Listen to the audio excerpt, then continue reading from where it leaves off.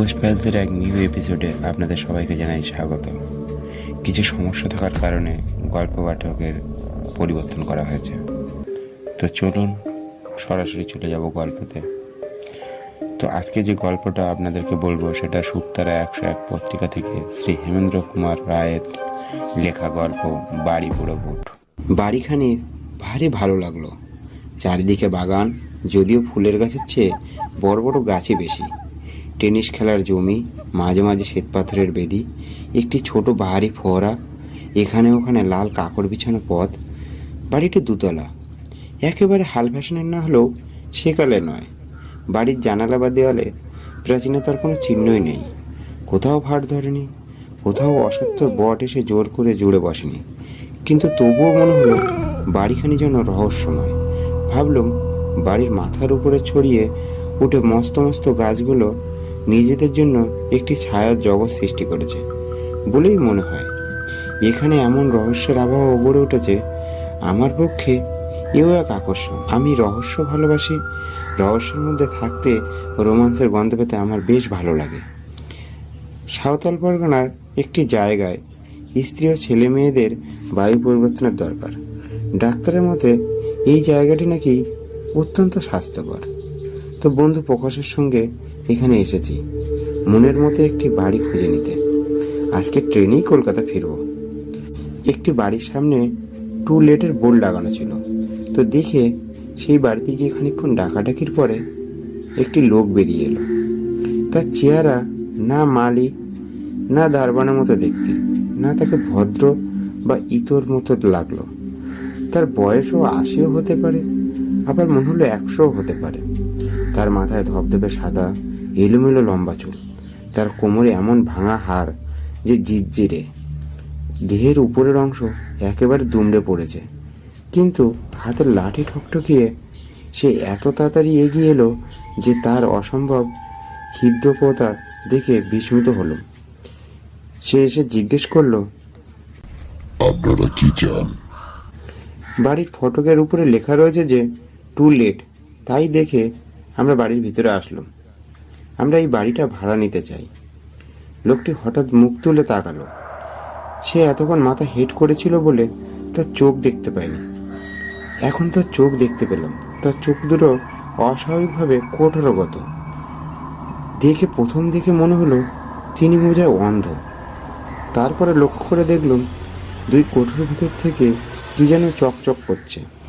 দুই অন্ধকার গর্তের মধ্যে যেন দুই দ্বীপ শিখার ইঙ্গিত।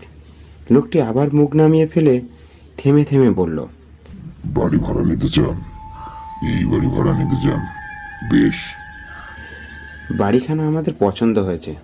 এই বাড়ির মালিককে? বাড়ির মালিক এখানে থাকেন না, তিনি বিলেতে থাকেন। আগের মালিক কোথায় থাকেন কেউ জানে না। তাহলে ভাড়া দেবো কাকে? আমাদের। কত ভাড়া? সেটা ঠিক করবেন আপনারাই। রহস্যময় বাড়ি আর রহস্যময় বৃদ্ধ, আর তার কথাবার্তাগুলো কম রহস্যময় নয়। মনে হলো রহস্যের মাত্রা যেন একটু বেশি ছাড়িয়ে যাচ্ছে। এতটাও ভালো নয়। কি বলবো ভাবছি, হঠাৎ গায়ের উপরে এক ফোঁটা জল পড়ল। চমকে মুখ উপরে তুলে দেখি ইতিমধ্যে আমাদের অজান্তেই আকাশে হয়েছে মেঘের সঞ্চার। বুড়ো বললে, বৃষ্টি আসছে, আপনারা ভিতরে গিয়ে দাঁড়াবেন, চলুন। বুড়োর পিছনে পিছনে বাড়ির নিচের তলার বারান্দায় গিয়ে দাঁড়ালুম। ঝমঝমে বৃষ্টি নামলো। প্রকাশ আমার দিকে তাকিয়ে ফিরে বললে, বৃষ্টিতে এখানে চুপচাপ দাঁড়িয়ে না থেকে চল উপরের ঘরগুলো দেখে আসি। দিকে ফিরে দেখি সে ঊর্ধ্বমুখী আকাশের দিকে তাকিয়ে আছে। আমি তাকে ডাকলুম, সে যেন শুনতেই পেল না। খানিক পরে হঠাৎ বলে উঠল, কটা বাজে? হাত ঘড়ির দিকে দৃষ্টিপাত করে বললুম, এখন 5:30। বুড়ো যেন শীতার্থে কণ্ঠে কাঁপতে কাঁপতে বললে, আকাশে মেঘ আরো জমে উঠেছে। অন্ধকারে সন্ধ্যা নামবে তাড়াতাড়ি। এই বৃষ্টি সন্ধ্যার পরও পড়বে। না, না পড়তেও পারে। না না, এই বৃষ্টি এখন থামবে না, হয়তো আজ সারা রাত ধরেই পড়বে। আমি মেঘ দেখেই বুঝতে পারি। প্রকাশ বললে, কি সর্বনাশ! তাহলে আমরা স্টেশনে যাব কি করে? আজই তো আমাদের কলকাতায় ফেরার কথা। বুড়ো ঘাড় নাড়াতে নাড়াতে বললে, এই বৃষ্টি আজ আর থামবে না, আজ আর থামবে না। পাহাড়ে নদী ফুলে উঠবে, মাঠ ভেসে যাবে, পথও ডুবে যাবে। পালাতে চান তো এখনই পালান। সন্ধ্যার পর রাত আসবে, ঝড় উঠবে, বন কাঁপবে। এই বৃষ্টি আজ আর থামবে না। এখনো সময় আছে, এখনই পালিয়ে যান। বুড়োর কথাবার্তার ধরন দেখে রাগ হল। বিরক্তি কণ্ঠে বললুম, ঠাট্টা রাখো। শোনো, এই বাড়ি আজ থেকে আমি ভাড়া নিচ্ছি। বৃষ্টি না থামে আজ আমরা এখানেই রাত কাটাবো। কত টাকা দিতে হবে বলো? বুড়ো আবার মুখ তুললে আবার দেখলুম তার চক্ষু কঠোরগত দুই দীপশিকার ঝিলিক। দ্বন্দ্বহীন মুখ বেদান তার নীরব হাসি হেসে বললে, আজ রাতে এখানে থাকবেন? থাকতে পারবেন? কেন পারবো না? বাড়ির আগেরকার মালিক আজ রাতে এখানে আসবেন। তিনি কোথায় থাকেন কেউ তা জানে না, কিন্তু বৃষ্টির রাতে ঠিক এখানেই বেড়াতে আসেন। তাকে দেখলে মানুষ খুশি হয় না। দুতলার হলঘর তার জন্যই খোলা থাকে। এক বৃষ্টির রাতে এই ঘরে একটি কাণ্ড হয়েছিল। কি কাণ্ড হয়েছিল? রক্তাক্ত কাণ্ড। সন্ধ্যার সময় মালিক ফিরে এলেন, তখন ঝুপঝুপ করে বৃষ্টি পড়ছে। হাতে তার বন্দুক, পরনে এক শিকারের পোশাক। তারপর না না, সেসব কথা আপনাদের আর শুনে কাজ নেই। কিন্তু সেই দিন থেকে এই বাড়ি খালি। এই বাড়ি কেউ ভাড়া নিতে চায় না। আমি হো হো করে হেসে উঠে বললুম, তুমি আমাদের ছেলে মানুষ পেয়েছো যে যা তা বলে ভয় দেখাচ্ছ আর আমরা ভয় পেয়ে যাব? বেশ, তবে তোমরা থাকো, আমি চললাম। কিন্তু সাবধান, সাবধান, সাবধান। বলতে বলতে বুড়ো লাঠি ঠকঠকিয়ে অত্যন্ত ক্ষিপ্ত পদে আবার বাগানে নেমে অদৃশ্য হয়ে গেল। প্রকাশ বললে, পাগল একটা। আমি বললুম, ও পাগল নয়, ও পাজি। বুড়ো হয়তো ইচ্ছা করেই কাউকে ভাড়া দিতে চায় না, ও একাই এখানে রাজত্ব করতে চায়। কিন্তু বাইরে যখন ভাড়াপত্র টাঙানো আছে তখন আমাদের ভাবনা কি? চল একবার দোতলার ঘরগুলো ঘুরে আসি। দোতলা বারান্দায় উঠে দাঁড়ালুম। সেখান থেকে অনেক দূর পর্যন্ত দেখা যায়। ইতিমধ্যে আকাশে পুরো হয়ে কালো মেঘ জমেছে। অঝরে বৃষ্টি পড়ছে ঝুমঝুম করে। সন্ধ্যা হওয়ার আগেই দ্রুত নেমে এসেছে অন্ধকার। দূরের ছোট ছোট পাহাড়গুলো ক্রমশই ঝাপসা হয়ে যাচ্ছে। দুই কুল ভাসানো নদীর ছবি আঁকা, জল থই থই করছে। প্রান্তের মাঝে মাঝে বড় বড় গাছগুলো মাতাল হয়ে টলমল করে ঝোড়ো বাতাসের দীর্ঘশ্বাসের মধ্যে মাথা নাড়াচ্ছে। প্রকাশ বিষণ্ণ স্বরে বললে, বুড়োর একটা কথা কিন্তু ঠিকই, আজ এখানে বন্দি হতেই হবে। উপায় নেই। কি খাবি? আকাশের জল খাবি? শুবি কোথায়? পিছনে ফিরে ওই হলঘরটা দেখ, ওর 3টি দরজাই খোলা। এখনো যেটুকু আলো আছে তাতে দেখা যাচ্ছে ঘরের ভিতরে রয়েছে বড় বড় সোফা, কৌচে, চেয়ার। দেয়ালে গায়ে রয়েছে সোনালি ফ্রেম বাঁধানো মস্ত মস্ত বড় বড় আয়না। মেজের উপরে কার্পেট পাতা। আশ্চর্য, এমন সাজানো বাড়ি খালি পড়ে আছে। প্রকাশ সন্দেহ ভরা কণ্ঠে বললে, তবে কি বুড়োর কথা মিথ্যে নয়? এখানে কি সত্যি ভূতের বাড়ি? খেপেছিস? তা মানলে বলতে হয় এ বাড়ি আসল ভূত হচ্ছে ওই বুড়োই। বিচিত্র কি, বুড়োর মতো চেহারা আমি কখনোই কোনো মানুষেরই দেখিনি।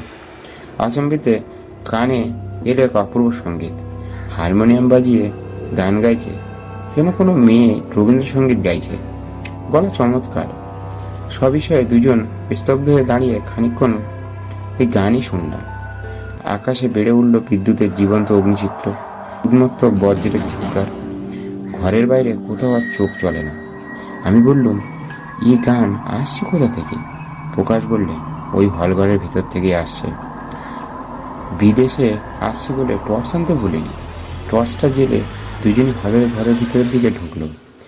সব আসনই খালি। ঘরের ভিতরে একটি অর্গান আছে, কিন্তু তার সামনে কেউ নেই। প্রকাশ তবু জোর করেই বললে, কে গাইছে? এই ঘরের মধ্যে কে আছে?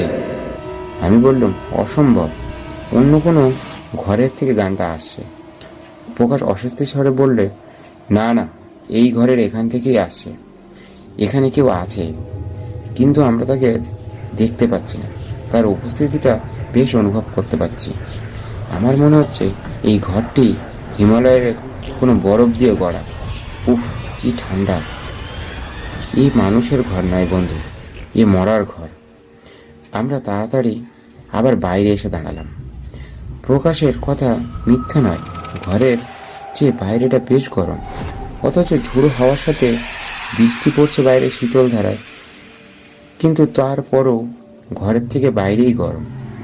অবাক হয়ে এর কারণ বোঝবার চেষ্টা করছি। এমন সময় কানে এলো আরেকটি নতুন শব্দ। কেউ যেন গটগটিয়ে ভারী জুতো পরে সিঁড়ি থেকে উপরে উঠছে। তার আওয়াজটা বেশ শুনতে পাচ্ছি। প্রকাশ বিস্মিত স্বরে বলল, সিঁড়ি দিয়ে কে যেন উপরে উঠছে। এ বুড়োর পায়ের শব্দ নয় তো? আমি বললাম, বুড়ো মিছে কথা বলছে, এ বাড়ি নিশ্চয়ই খালি নয়। কে গান গায়, কে উপরে ওঠে? সিঁড়ির দিকে টর্চের আলো ফেলে অপেক্ষা করতে লাগলো। এতক্ষণ ধরে সিঁড়ির ধাপগুলোতে শব্দ করে উপরে বারান্দায় এসেই স্থির হয়ে গেল একজোড়া শিকারি বুট, যা পড়লে লোকের হাঁটু পর্যন্ত ঢাকা পড়বে। এ নিজের চোখকেও বিশ্বাস করতে পারছি না। মানুষ নেই, অথচ একজোড়া শিকারি বুট উপরে এসে উঠল জ্যান্ত জীবের মতো। মন বলে এই দৃশ্যমান বুট পরে আছে কোনো এক অদৃশ্য দেহ। বারান্দায় হঠাৎই এই দুজন অতিথি দেখে থমকে দাঁড়িয়ে পড়েছে। হয়তো, প্রকাশ অস্ফুট স্বরে বলল, শিকারি বুট। বুড়ো বলেছিল বৃষ্টির রাতে বাড়ির মালিক এসেছিল শিকারির পোশাক পরে। আমি উত্তর দেওয়ার আগেই বুট জুতো জোড়া যেন কোনো বিজয় ভারী দেহের চাপ নিয়ে আবার গটগট শব্দে মাটি কাঁপিয়ে অগ্রসর হতে লাগলো আমার দিকেই। আমার মহা আতঙ্কে পিছু হটতে থাকলাম। ততক্ষণে আমার সিদ্ধারা কম্পন বেয়ে যেন কি একটা খেলে গেল। আমরা মহা আতঙ্কে পিছু হটতে লাগলাম পায়ে পায়ে। আমাদের দৃষ্টি স্তম্ভিত, হৃৎপিণ্ড করছে ধরপড়। কলঘরের তৃতীয় দরজার কাছে এসে বুট জোড়া আবার থেমে গেল খানিকের জন্য, কিন্তু তারপরেই সাবেগে প্রবেশ করলো ঘরের ভিতরে। গানের স্বর থেমে গেল। সঙ্গে সঙ্গে শুনলাম গুড়ুম করে বন্দুকের শব্দ ও তীব্র এক আর্তনাদ। আমরা পাগলের মতো দৌড়ে এক লাফে সিঁড়ির 3-4টে ধাপ পেরিয়ে নেমেই দেখি সেখানে নিশ্চল হয়ে দাঁড়িয়ে আছে এক অদ্ভুত বুড়োর ভাঙা দুমড়ে পড়া মূর্তি। সে একেবারে মুখ তুলে আমাদের পানে তাকালো। টর্চের আলো পড়তেই তার চক্ষু কোঠরের ভিতরে খুব জ্বলে উঠল।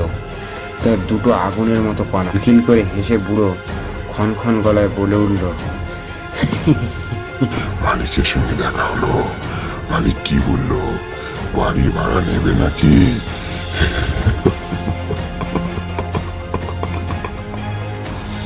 দৌড়াতে দৌড়াতে বাগান পার করে যখন বাইরে এসে পড়লাম, তখন সেই বহাবহ বুড়োর পার্থিব হাসির শব্দ তখনও থামেনি।